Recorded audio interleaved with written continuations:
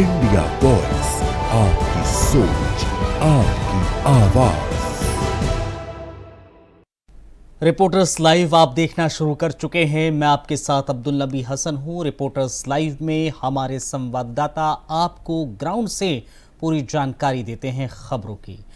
शुरुआत करेंगे दरअसल अंतर्राष्ट्रीय योग दिवस पर उत्तर प्रदेश के सभी जिलों शहरों में योग अभ्यास किया गया। इस बार अंतर्राष्ट्रीय योग दिवस की थीम योग for one earth one health रखी गई। इस मौके पर क्या कुछ विशेष रहा है, लखनऊ से हमारे संवाददाता आसिफ आपको बता रहे हैं। अंतर्राष्ट्रीय योग दिवस पर यूपी के जिले और शहरों में योग अभ्यास किया गया। इस बार अंतर्राष्ट्रीय योग दिवस की theme one earth one health रही। योग अभ्यास में राज्यपाल आनंदीबेन पटेल, सीएम योगी आदित्यनाथ समेत प्रदेश के सभी मंत्रियों ने हिस्सा लिया।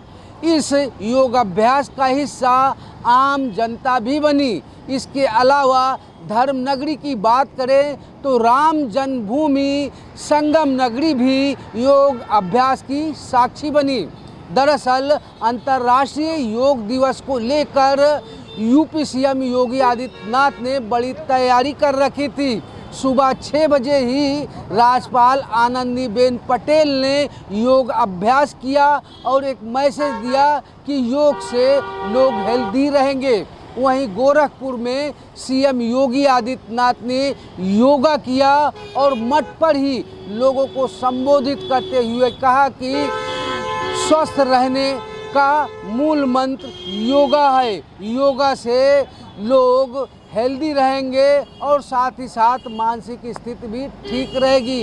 वहीं सुल्तानपुर की बात करें तो मंत्री ओम प्रकाश राजभर ने योगा किया।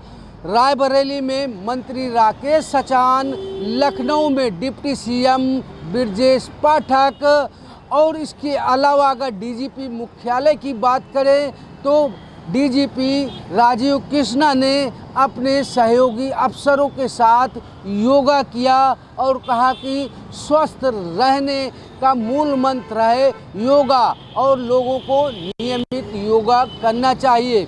वहीं अगर मदरसों की बात करें तो मदरसों में भी योग अभ्यास किया गया। मंत्री दानिश आज़ाद की अगुवाई में गोमती नगर के मदरसे के बच्चों ने योग अभ्यास किया।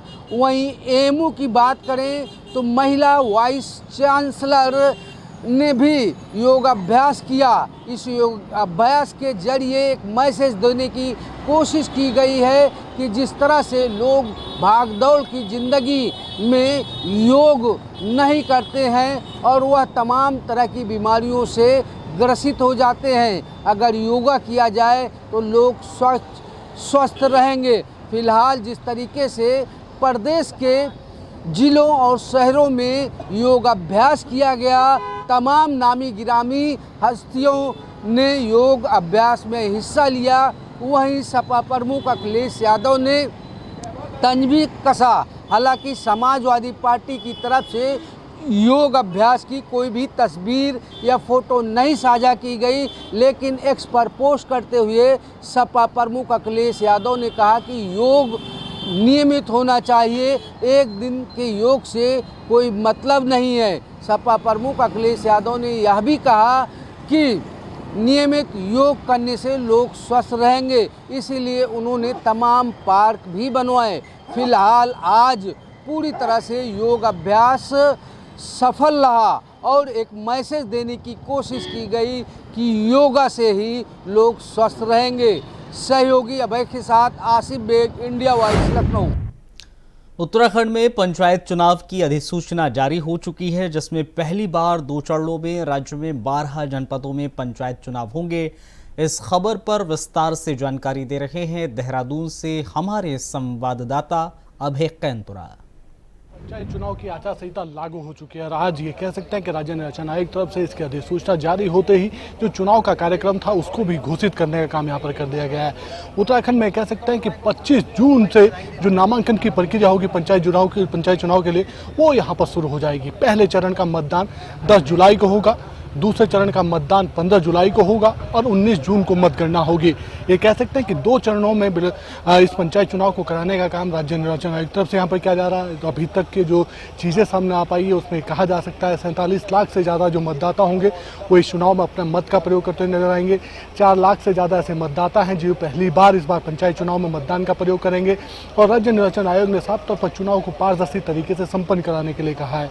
ये कहा जा सकता है कि संख्या में जो चुनाव कर्मी होंगे उनकी तैनाती यहाँ पर की जाएगी और अब की जो प्रक्रिया होगी उस प्रक्रिया में कह सकते हैं कि अब पूरी तरीके से पंचायत चुनाव का जो रण होगा, पंचायत चुनाव की जो सरगर्मियाँ होंगी और तेज होती हुई नजर आएंगी और आगामी दिनों में कह सकते हैं कि पूरे प्रदेश में इसी तरीके से पंचायत चुनाव का जो रंग है उस रंग में उत्तराखंड डूबता हुआ नजर आएगा। कैमरामैन सुनना चाहता भाई केंतुरा, इंडिया बाई।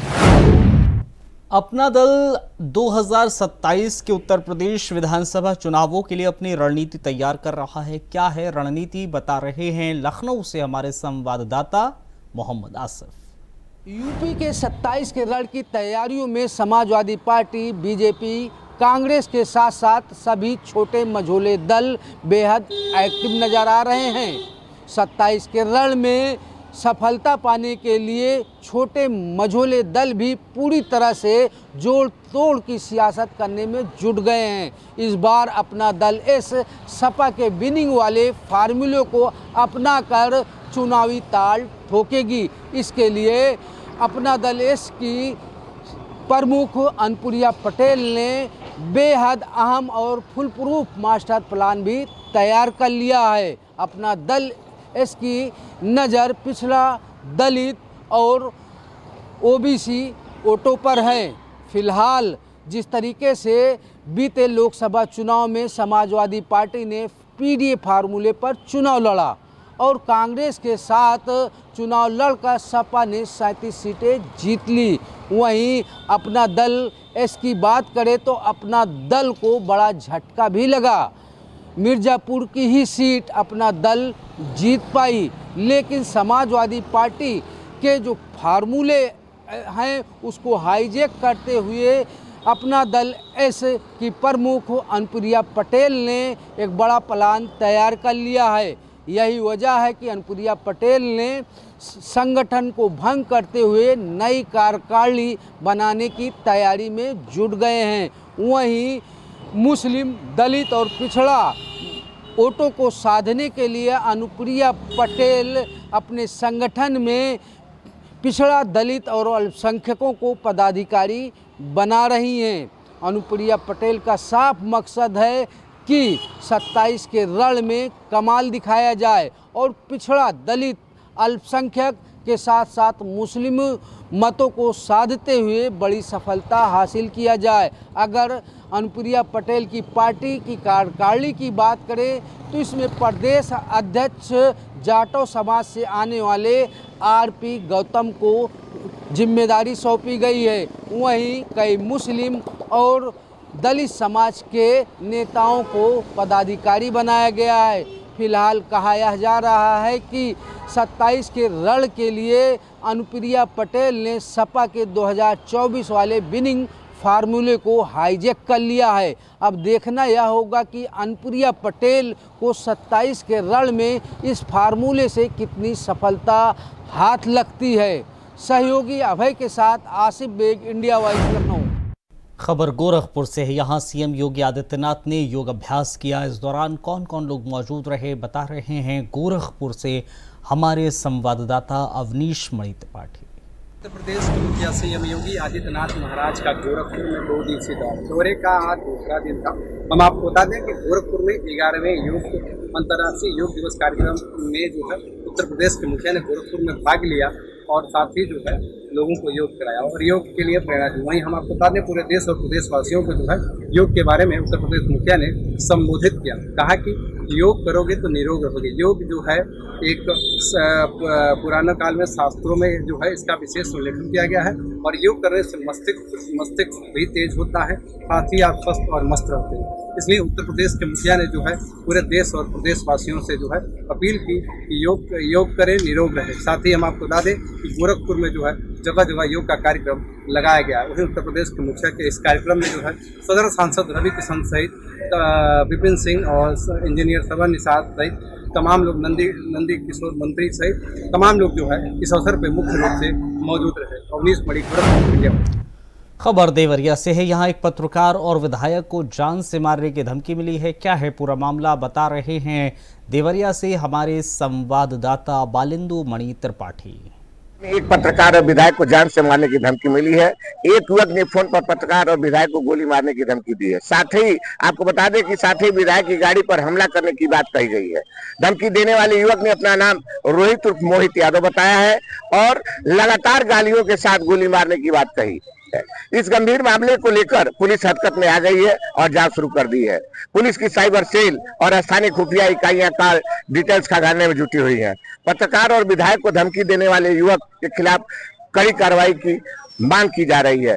वहीं आपको बता दें कि देवरिया में विधायक को गोली मारने की धमकी देने वाला रोहित उर्फ मोहित यादव जो अभी तक पुलिस से पकड़ से दूर है। अब देखना यह है कि इसकी जांच सीओ देवरिया सदर को मिली है और अभी तक पुलिस नाकाम साबित हुई। अब देखते हैं कि पुलिस कब तक इसकी गिरफ्तारी करती है और इसका कब खुलासा होता है। देवरिया से बालिंद्र त्रिपाठी, इंडिया वाइज। खबर सुल्तानपुर से। यहाँ योग दिवस के अवसर पर कार्यक्रम में पहुंचे उत्तर प्रदेश सरकार के कैबिनेट मंत्री ओम प्रकाश राजभर ने युवक की हत्या के मामले में बड़ा बयान दिया है। आखिर क्या कुछ बयान दिया गया है, बता रहे हैं सुल्तानपुर से हमारे संवाददाता शैलेश। में अंतर्राष्ट्रीय योगा दिवस के अवसर पर आज सूबे के कैबिनेट मंत्री ओम प्रकाश राजभर सुल्तानपुर के पर्यावरण पार्क में 11वें अंतर्राष्ट्रीय योगा दिवस को पहुंचकर उन्होंने करीब 6:30 बजे सुबह वो पहुंच गए थे। उन्होंने कार्यक्रम में सम्मिलित होकर दीप प्रज्वलन किया। उसके बाद योगा में सम्मिलित हुए। आपको बता दें, योग शिविर में सम्मिलित होने के बाद उन्होंने पत्रकारों से रूबरू होते हुए कहा कि प्रधानमंत्री ने पूरे देश में अलग जगाई है और उन्होंने लाल किले से स्वच्छ शौचालय की बात कही। आपको बता दें, शौचालय पूरे राष्ट्र में एक बुराई का प्रतीक था, जिसे लोग सुन के ये कहते थे कि कैसे ये होगा, लेकिन प्रधानमंत्री ने एक अलग जगाई और आज आप देख रहे पूरे देश में, पूरे गांव में स्वच्छ शौचालय के रूप में जाना जा रहा है और 90% लोग शौचालय में जा रहे हैं, खुले स्थान में नहीं जा रहे हैं। इसकी अलग प्रधानमंत्री ने जगाई है। वहीं पंचायती राज की बात करें तो पंचायती राज विभाग सुबह 4 बजे सीटी बजा के गाँव के लोगों को जगाता है और ये बात बताता है कि वो लोग खुले में शौच ना करें और शौचालय का उपयोग करें। सुल्तानपुर से शैलेश श्रीवास्तव, इंडिया वेस्ट।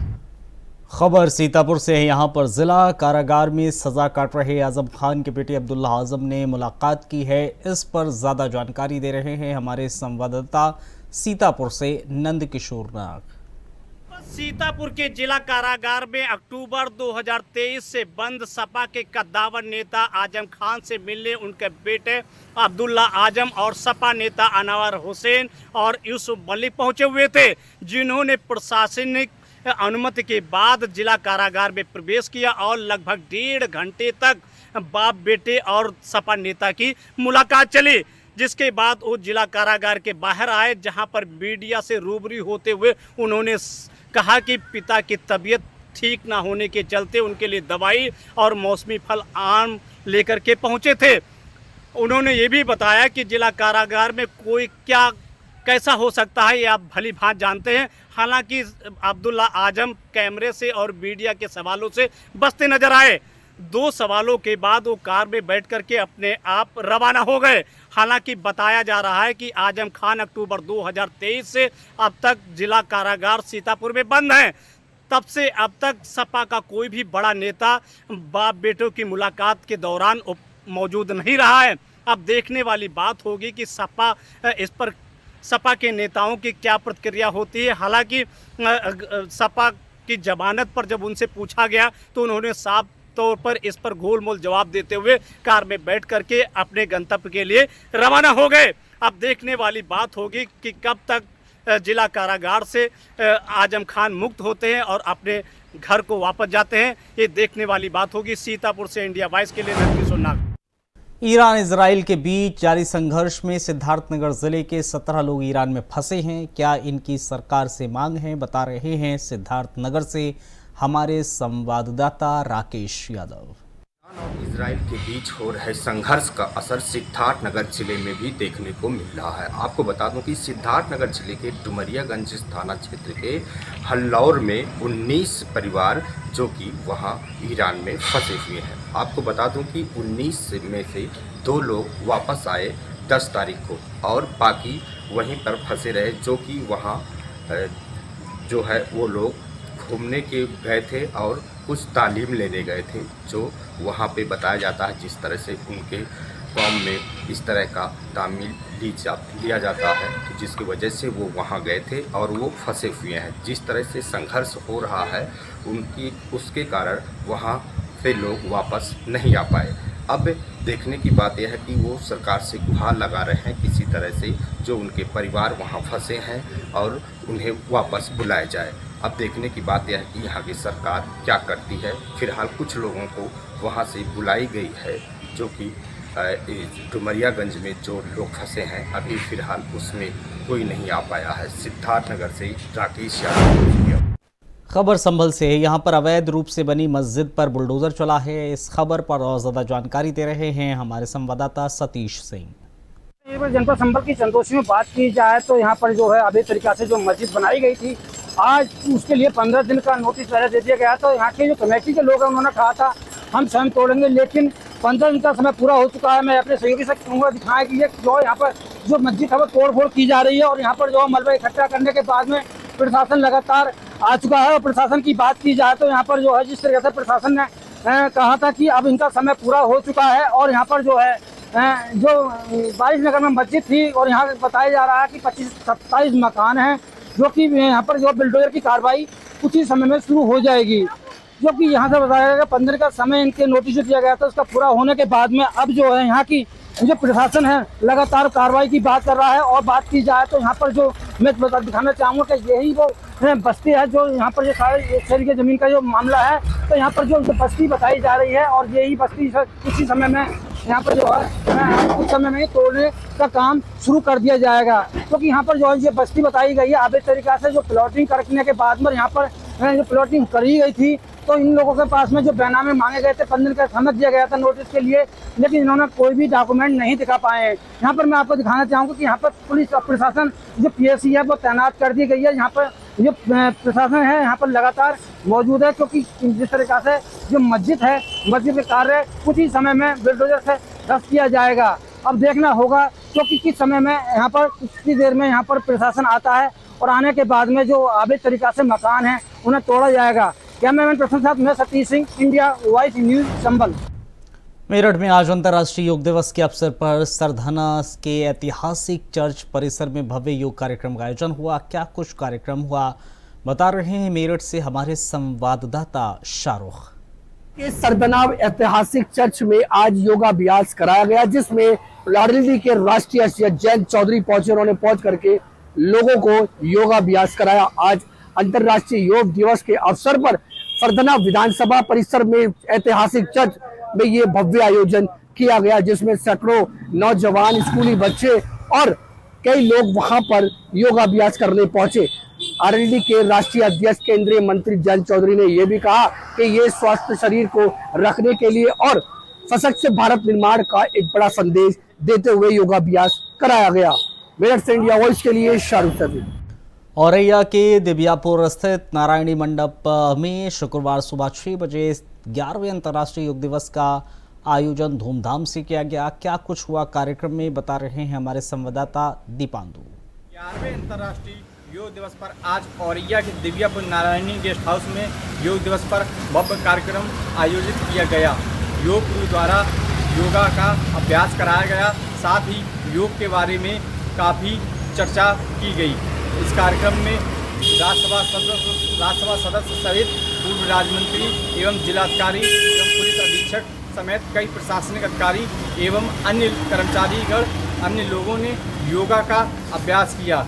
औरैया से इंडिया वॉइस के लिए दीपांशु सावरन की रिपोर्ट। खबर रायबरेली से। यहां पर आधा दर्जन दबंगों ने महिला की पीट कर हत्या कर दी। इस घटना की ज्यादा जानकारी दे रहे हैं रायबरेली से हमारे संवाददाता राजू तिवारी। शिक्षा और महिला सशक्तिकरण पर भले ही सरकार लगातार अंकुश लगाने के लिए टीमें गठित कर रही है और दिशा निर्देश दे रही है, लेकिन आज भी रायबरेली में देखा जाए तो दबंगों के हौसले बुलंद हैं और महिला सुरक्षा को धता बता रहे हैं दबंग। एक ऐसा ही मामला रायबरेली जिले के कीरो थाना क्षेत्र के कान्हा मऊ गांव का आया है, जहां पर आधा दर्जन दबंगों ने एक महिला को पीट कर मौत के घाट उतार दिया। बता दें पूरा मामला रायबरेली जिले के, जहां मामूली विवाद में आधा दर्जन दबंगों ने एक महिला को इतना मारा पीटा कि वो अपनी जान गंवा बैठी। हालांकि जब महिला घायल थी तो परिजनों के द्वारा उसे नजदीकी सामुदायिक स्वास्थ्य केंद्र ले जाया गया। हालत नाजुक होने पर वहां से डॉक्टरों ने जिला अस्पताल के लिए रेफर कर दिया। रास्ते में ही महिला ने दम तोड़ दिया और जैसे ही परिजनों के द्वारा जिला अस्पताल में भर्ती कराया गया, डॉक्टरों ने देखते ही उसे मृत घोषित कर दिया गया। लेकिन देखने वाली बात यह होगी कि अब इस मामले में रायबरेली पुलिस क्या कदम उठाती है। हालांकि पुलिस ने शव को कब्जे में लेकर पोस्टमार्टम के लिए भेज दिया है। Raju Tiwari, India wise. खबर महाराजगंज से है। यहां पर युवक की सड़क पर हंटर जीप से खुलेआम स्टंट करने का वीडियो सामने आया है। मामले पर क्या कुछ कार्रवाई हुई है बता रहे हैं हमारे संवाददाता महाराजगंज से अनुराग जायसवाल। महाराजगंज जिले में इस समय जान जोखिम में डालकर रील बनाने का खुमार युवाओं में थमने का नाम नहीं ले रहा है।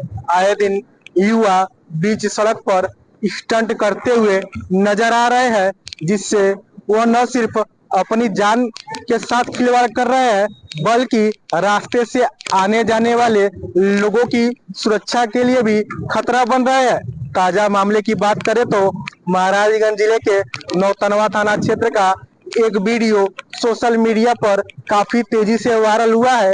वायरल वीडियो में कुछ युवक एक हंटर जीप पर बोनट पर बैठकर स्टंट करते हुए नजर आ रहे हैं, तो वही कुछ युवक चलती हंटर जीप के बगल में लटक कर स्टंट करते हुए नजर आ रहे हैं। वही वीडियो वायरल होने के बाद स्थानीय पुलिस की टीम हरकत में आई और जांच पड़ताल में जुटी हुई है। इंडिया वाइज के लिए महाराजगंज से अनुराग जायसवाल। खबर पीलीभीत से। यहाँ पर खेत में दबंगों ने कब्जा कर लिया। इसको लेकर तहसील में शिकायत की गई। क्या है पूरा मामला बता रहे हैं पीलीभीत से हमारे संवाददाता अमित पाल। दबंगों ने राइफल लेकर के पीड़ित को रपटाया। जैसे कि आपको बताते चलें, बीसलपुर में खेत जोतने के लिए पीड़ित को कुछ दबंगों ने राइफल दिखा करके धमकाया कि अगर खेत जोतने के लिए आप यहाँ आए तो जान से मार दिए जाओगे। अपने खेत में कार्य करने के लिए, जैसे कि आपको बताते हैं, धान की रोपाई चालू हो चुकी है, तो किसान लोग अपना खेत संभालने के लिए खेत पर पहुँच रहे, जिसके चलते कुछ खेत पर जाकर के विवाद हो गया, जिसके बाद में दो पक्षों में जमकर लड़ाई हो गई और दबंग टाइप के कुछ प्रवृत्ति के लोग उन्हें राइफल दिखा करके पीड़ित को वहाँ से भगाया। पीड़ित ने तहसील दिवस पे जाकर के शिकायत की और डीएम से भी शिकायत करने के बाद न्याय दिलवाने की मांग की है। फिलहाल मामला अभी तक तहसील में दर्ज कराया गया। कोतवाल से जानकारी लेने पर बताया कि अभी हमारे पास नहीं मामला आ पाया, जांच करने के बाद में ही जानकारी दी जाएगी। जब तक के लिए देखते रहे इंडिया वॉइस। अमित पाल, कैमरामैन आयुष के साथ। खबर जौनपुर से। यहाँ पर शहर के गोमती तट पर सफाई अभियान की नई पहल शुरू हुई है। इसको लेकर और ज्यादा जानकारी दे रहे हैं हमारे संवाददाता जौनपुर से विवेक। नगर विकास मंत्री ए.के. शर्मा द्वारा आज जौनपुर शहर के गोमती तट की साफ सफाई अभियान की शुरुआत की गई। एक नई पहल की शुरुआत देखने को मिली है। आपको बता दें कि जनपद जौनपुर में पोकलेन मशीन के जरिए गोमती के घाटों की बेहतर साफ सफाई व्यवस्था की जाएगी। आज प्रभारी मंत्री ए.के. शर्मा द्वारा शुभारंभ किया गया। वहीं कार्यक्रम के दौरान तमाम मंत्री विधायक मौजूद रहे और जिला प्रशासन के आला अधिकारी मौजूद रहे। तो वहीं नगर पालिका के अध्यक्षा मनोरमा मौर्य द्वारा जो है शुभारंभ के समय मौजूद रहीं और विधि विधान से पूजा करके पोकलेन मशीन का शुभारंभ किया गया। वहीं बताया जाता है कि पोकलेन मशीन के जरिए गोमती के तमाम तटों पर बेहतर साफ सफाई देखने को मिलेगी। वहीं प्रभारी मंत्री ए.के. शर्मा द्वारा लोगों से अपील की गई कि लोग स्वच्छता बनाए रखें और स्वच्छता को लेकर लोगों को संकल्प भी दिलाया गया। जौनपुर से विवेक कुमार, इंडिया वॉइस। खबर आगरा से है। यहाँ पर अंतर्राष्ट्रीय योग दिवस के मौके पर उत्साह देखने को मिला। लोगों ने सूरज की पहली किरण के साथ योग किया। क्या कुछ हुआ विशेष, बता रहे हैं आगरा से हमारे संवाददाता जीशान।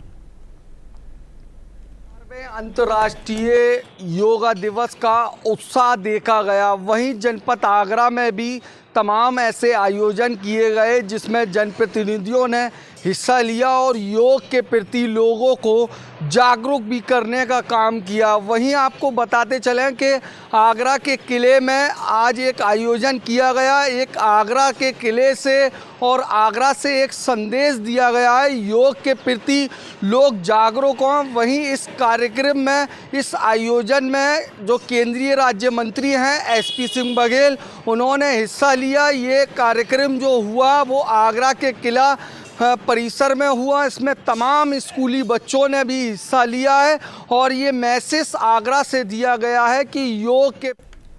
चलिए इस बुलेटिन में फिलहाल इतना ही, इजाजत दीजिए, नमस्कार।